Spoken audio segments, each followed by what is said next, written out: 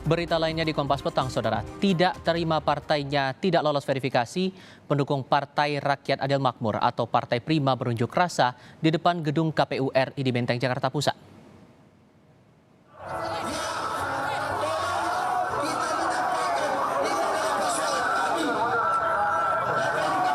Aksi saling dorong tak terhindarkan antara pengunjuk rasa pendukung Partai Prima dengan polisi. Pendukung Partai Prima protes proses verifikasi KPU dinilai tidak transparan. Pengunjuk rasa tidak terima karena belum berhasil menemui komisioner KPU untuk menyalurkan aspirasi mereka.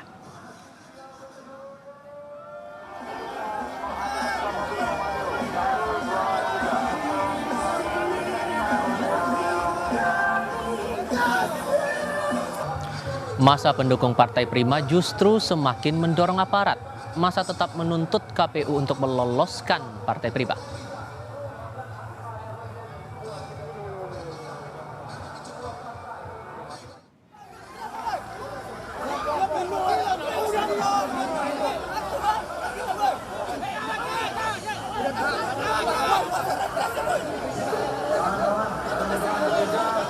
Aparat menangkap satu pengunjuk rasa yang sebelumnya mencoba masuk ke gedung KPU.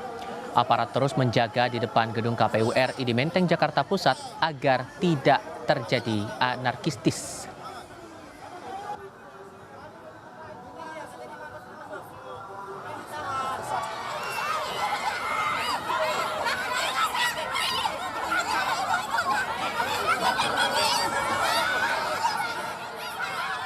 Aparat terus berjaga di depan gedung KPU mengantisipasi tindakan anarkistis. Namun masa pendukung Partai Prima terus mencoba masuk pintu KPU, bahkan mencoba mendobrak masuk.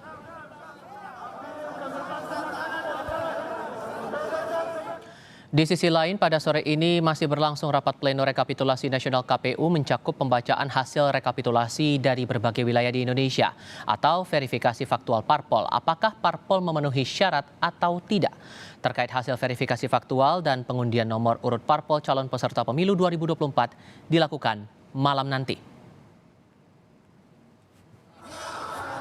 Aksi unjuk rasa sempat terjadi di gedung KPU Republik Indonesia Menteng, Jakarta Pusat. Lalu bagaimana kondisi terkininya sore ini? Kita sudah bersama jurnalis Kompas TV Putri Oktaviani. Okta, untuk kondisinya sekarang, apa penyebab dari aksi protes pendukung Partai Prima dan sudahkah bisa dipastikan aksi sudah selesai?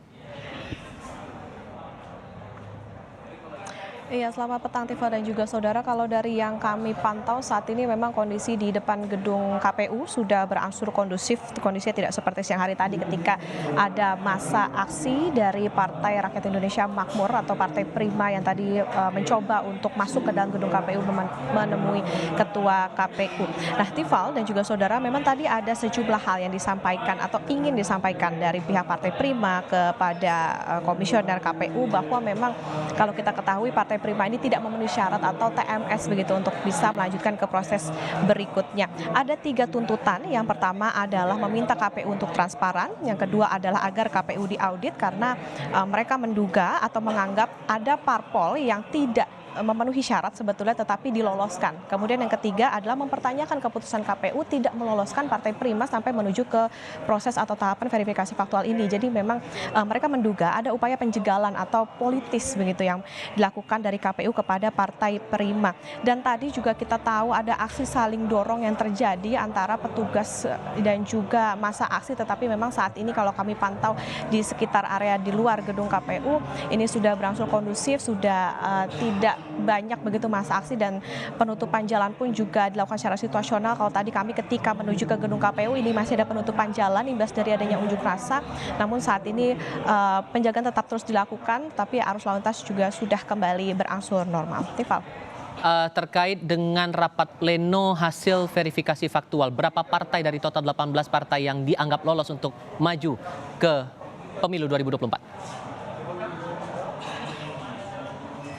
Iya, Timo, benar sekali bahwa tadi dilakukan rapat pleno verifikasi faktual yang tadi sudah selesai sekitar pukul 16 waktu Indonesia Barat. Kalau sebelumnya kita ketahui parpol yang memang bisa lolos atau yang diketahui bisa sampai ke tahap verifikasi faktualnya ada 18, tetapi tadi dari hasil perhitungan atau hasil pengumuman ini ada 17 parpol. Jadi memang ada satu parpol yang tidak memenuhi syarat atau TMS, yakni Partai Umat. Tadi Partai Umat juga sudah menyampaikan keberatan mereka kepada Komisioner KPU berupa pernyataan tertulis yang disampaikan, dan juga nantinya dari hasil ini akan ditunggu selama 3 hari sampai akhirnya mereka bisa mengajukan atau bisa melapor begitu untuk proses berikutnya ke Bawaslu. Dan tadi disampaikan oleh perwakilan dari Partai Umat, yakni Nazarudin atau Waketum Partai Umat, mereka menilai bahwa apa yang ditemukan oleh KPU yakni adalah tidak memenuhi syarat di wilayah Sulawesi Utara dan juga NTT ini tidak sesuai dengan apa yang data yang mereka miliki. Nah, tadi Tifal dibacakan data